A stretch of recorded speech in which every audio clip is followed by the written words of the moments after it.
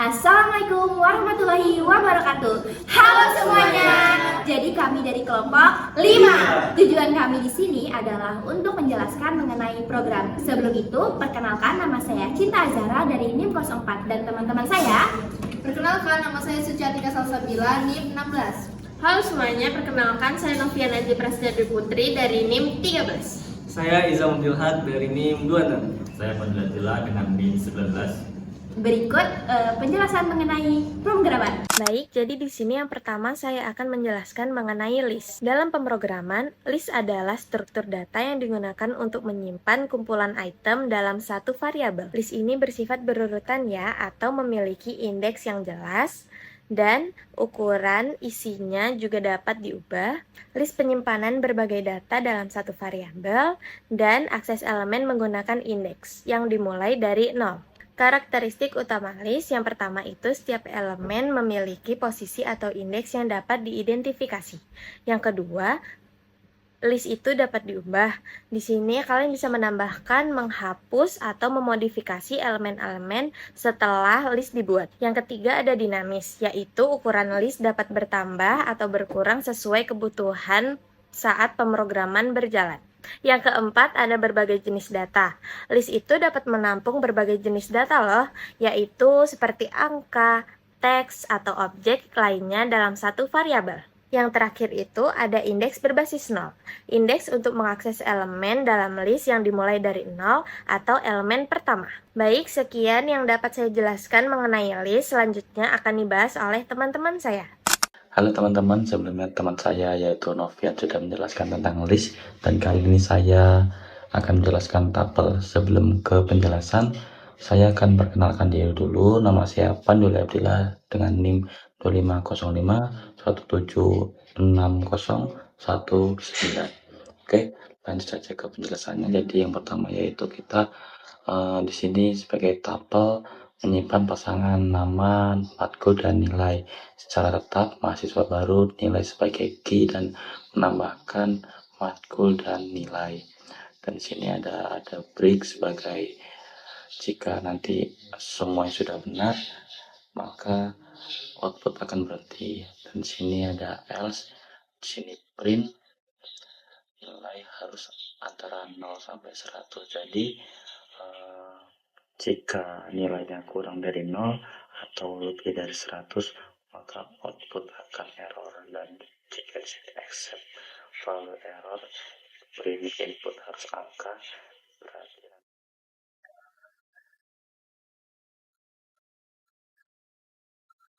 error. Seperti itu teman-teman. Oke, mungkin itu saja yang bisa saya jelaskan. Mungkin selanjutnya akan dijelaskan oleh teman saya yaitu tentang dictionary. Sekian dari saya, terima kasih. Dadah. Semuanya, kali ini saya akan membahas tentang program pendataan nilai mahasiswa yang menggunakan dictionary. Sebelumnya perkenalkan, nama saya Iza Abdulhad.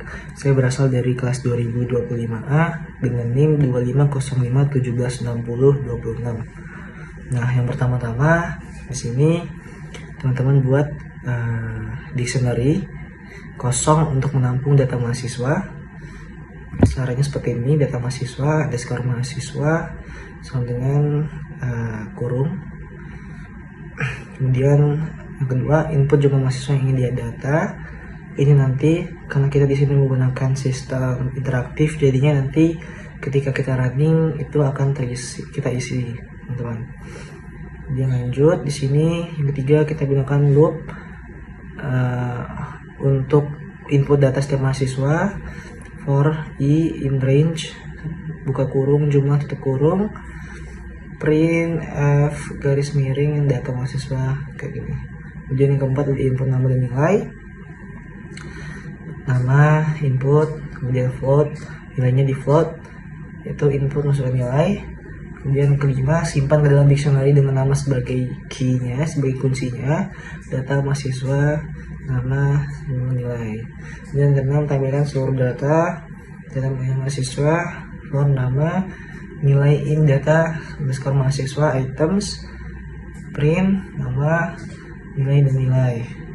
Dan 7, hitung rata-rata nilai mahasiswanya seperti ini menggunakan kode sum, gunanya untuk menghitung rata-rata summary. data mahasiswa, kemudian value-nya berapa. Data mahasiswa itu kemudian di print dan rata-rata nilainya akan keluar. Oke, teman-teman, mungkin kita akan coba aja langsung. Kita bakaran. Oke, sudah masukkan jumlah mahasiswa. Kita di sini menggunakan 3. Enter data mahasiswa ke 1, Izam. Kemudian Izam. Nilainya sini ada 90. Kedua mungkin Akbar, nilainya 90 juga. Nilainya 90. Yang ketiga ada Ilham, nilainya mungkin di bawah rata-rata, mungkin 27. Kayak gitu. Ini rata-rata nilainya akan langsung didapat di sini, teman-teman. Yaitu 75,67. Jadi ini saja, teman-teman, pendataan nilai mahasiswa menggunakan dictionary yang pada intinya adalah untuk menghitung rata-rata daripada seluruh nilai yang ada. Terima kasih. Saya Izam Abdul Haq, pamit undur diri dan akan dilanjutkan oleh teman saya. Terima kasih. Di video sebelumnya, teman-teman saya sudah membahas tentang list, tuple, dan juga apa itu dictionary. Sekarang saya akan membahas salah satu yang sangat penting nih teman-teman, yaitu percabangan. Jadi yang pertama saya akan membahas if, atau yang biasa disebut dengan jika. Jadi if adalah fondasi utamanya teman-teman. Bisa dibilang jika kita memberikan komputer sebuah kondisi yang harus dievaluasi, atau bahasa mudahnya adalah suatu pertanyaan. Nah, contohnya adalah yang pertama kita harus membuat file berbentuk .py, lalu kita memasukkan while true, karena dalam percabangan itu terdiri dari true dan false, di mana ada benar dan juga salah. Lalu kita tentukan ingin memasukkan data apa. Di sini saya akan memasukkan data nilai mahasiswa. Lalu kita ketik print dan juga tentukan menunya, dan setelah itu kita masukkan if. If bisa dibilang juga dengan kata jika. If itu adalah kondisi jika itu benar atau true, maka satu blok kode akan dieksekusi. Lalu kita masukkan menu 1, yaitu input data mahasiswa. Nah, itu adalah contoh dari if teman-teman. Selanjutnya kita akan membahas elif. Elif adalah jalan keluar cadangan. Ya, akan dieksekusi hanya jika kondisi if di atasnya salah atau false teman-teman. Seperti itu. Setelah kita memasukkan variabelnya, lanjut kita pencet enter, lalu elif. Terus kita ketik variabel kedua, yaitu lihat laporan nilai. Elif ini fungsinya adalah untuk biasanya digunakan ketika kita memiliki lebih dari 2 kemungkinan hasil yang saling eksklusif dan hanya satu yang bisa keluar outputnya. Dan di elif selanjutnya saya memasukin variabel pertama dan variabel kedua, dan disitu saya masukin data mahasiswa dan juga hitung mata kuliah mahasiswa. Dan selanjutnya di elif ketiga atau elif terakhir saya memasuki variabel ketiga, keluar dari program atau programnya udah selesai. Jangan lupa dikasih koma atas dan juga titik 2 sama dengannya juga. Lalu dapat disimpulkan bahwa elif ini adalah bisa memasuki lebih dari 2 data, tapi ketika di output hanya 1 data yang keluar. Dan kita memasuki yang terakhir, yaitu else. Jadi else ini bisa dibilang setelah if pertama gagal, kita bisa menambahkan else dan if untuk mengecek kondisi kedua, ketiga, dan seterusnya. Contohnya seperti ini teman-teman. Jadi kayak bisa dibilang else ini adalah yang terakhir yang benar-benar meyakinkan kalau dan bisa menghasilkan yang mana yang bakal keluar nantinya, seperti itu. untuk penjelasan mengenai percabangan beserta contohnya teman-teman. Jadi dapat disimpulkan bahwa percabangan adalah suatu program yang sangat penting karena bisa memasukkan lebih dari 2 data teman-teman. Oke, itu saja yang bisa saya sampaikan. Semoga bermanfaat. Selanjutnya akan dibahas oleh teman saya. Halo semua, perkenalkan nama saya Suciatika Salsabila, NIM 16 dari kelompok 5. Izin kepada Bapak Rama Ulfi Muhammad Ahyar MKom selaku dosen pengampu pada mata kuliah Algoritma Pemrograman. Di sini saya akan menjelaskan tentang output dari pemrograman yang sudah kita buat, yaitu pendataan nilai mahasiswa.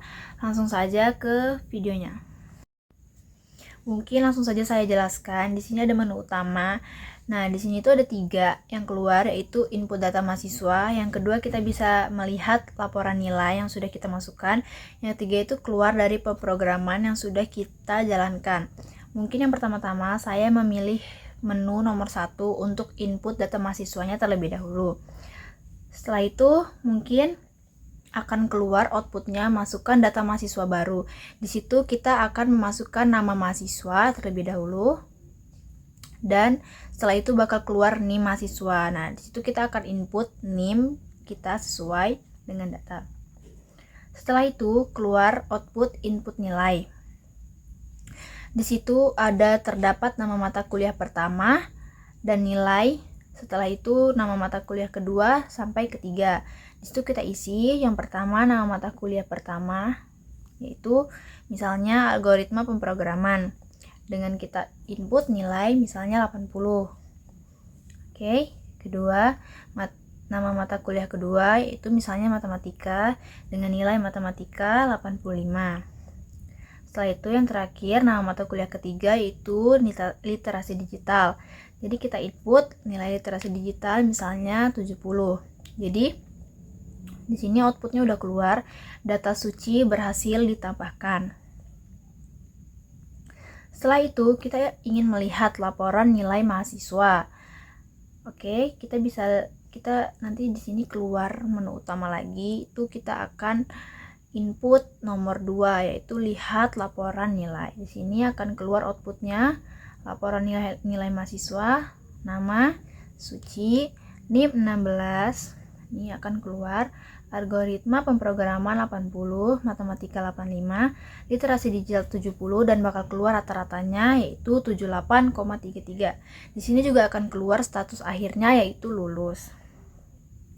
Setelah itu kita akan dimunculkan lagi dengan menu utama. Mungkin kita bakal pilih ke menu ketiga yaitu keluar pemrograman. Oke, kita pencet pilih menu nomor 3. Outputnya bakal keluar sampai jumpa program selesai. Mungkin itu saja penjelasan output dari saya. Kurang lebihnya saya mohon maaf. Terima kasih kepada Bapak Rama Ulfi Muhammad Ahyar MKom selaku dosen pengampu pada mata algoritma pemrograman. Terima kasih sudah menonton video kami. Assalamualaikum warahmatullahi wabarakatuh. Sekian presentasi dari kami. Semoga apa yang kami jelaskan bermanfaat bagi kita semua. Kurang lebihnya kami mohon maaf. Kami ucapkan terima kasih. Wassalamualaikum warahmatullahi wabarakatuh. Yeah!